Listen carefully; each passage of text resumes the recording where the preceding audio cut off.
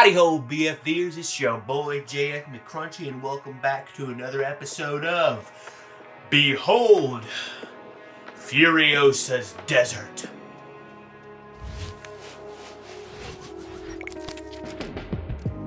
And you know what this is, a little BFD review of Furiosa, a Mad Max Saga, a prequel, not a sequel, Mad Max The Wasteland or something coming out later at some point, which I didn't know about until I watched it.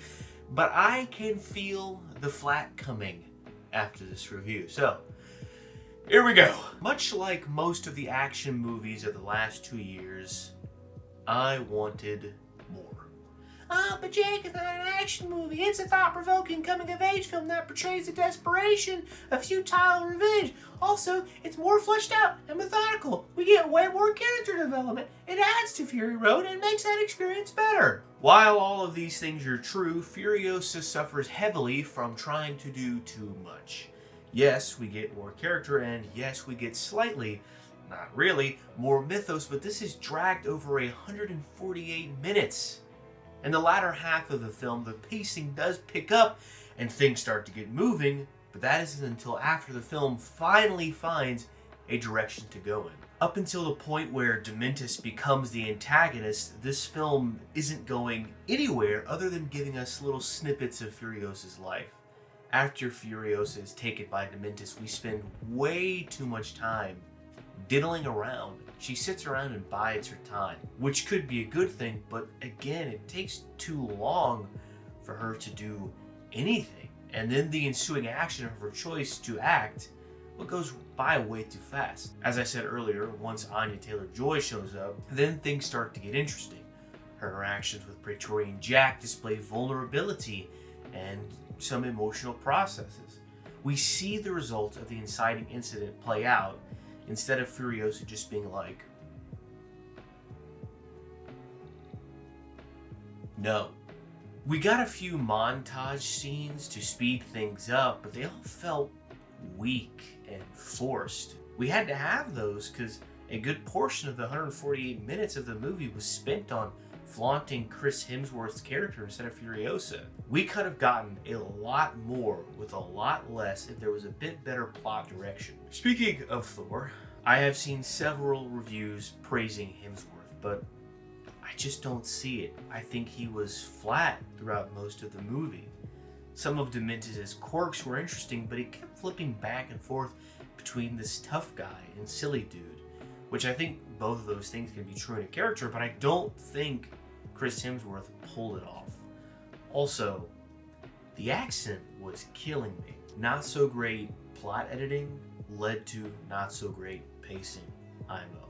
Yeah, go ahead and flame me for having a different opinion. Thank you for the engagement. Some good stuff about the film.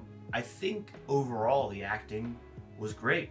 Princess Peach really pulled off the silent aggression of the character. The young Furiosa, I think, did well with what she was given. The Immortan Spawn were hilarious. Joe himself, it was cool to see more from him. Nipple guy, not a fan. Too little going on there in the sand thing. I don't know what that was about. Jackal Boy, Road Warrior for sure. The Vicodin Goonies, great job. Especially the dude with the horns. He had like a wasteland look, and I wanted to see more of him. Rest in peace. And the color, I mean, come on. All the browns and the orange desert, good stuff. The cinematography left me wanting a little bit. Not bad by any means, just bland in most scenes. Well executed, but not very interesting to look at. Scenery and combat were shown off well.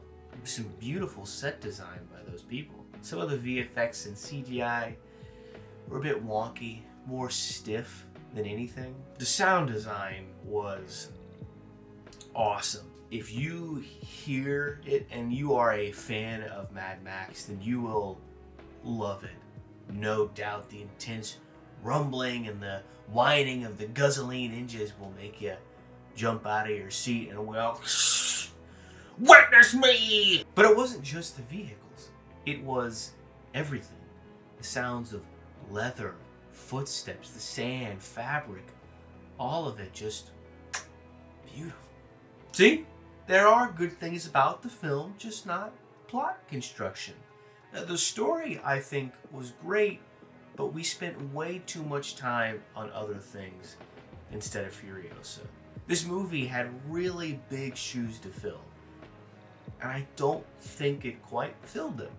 But still not a bad movie, just not as amazing as what we've seen from George Miller. And I know not every film can be the best, so here we are. Oh, and before I forget to rate it, I'm gonna give this puppy a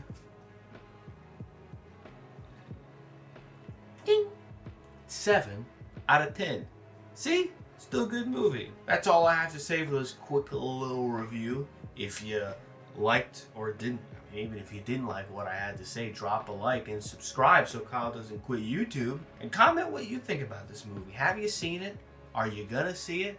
What did you think? Drop your ratings down below and we can talk about it. And yeah, that's all I have to say. Go see it for yourself and have a good time. BFD out.